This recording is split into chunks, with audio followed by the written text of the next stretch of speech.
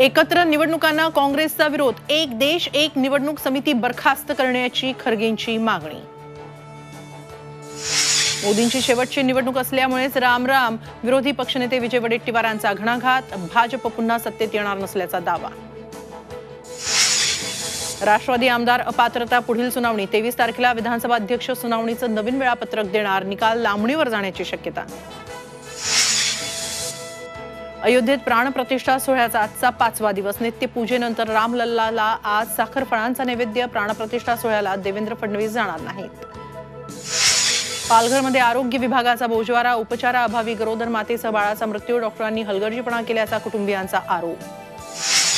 पाकिस्तानी क्रिकेटपटू शोएब मलिक आणि भारताची टेनिस स्टार सानिया मिर्झाचा तलाक। 14 वर्षांचा संसार मोडला। पाकिस्तानी अभिनेत्री सना जावेद सोबत शोएबचा निकाह।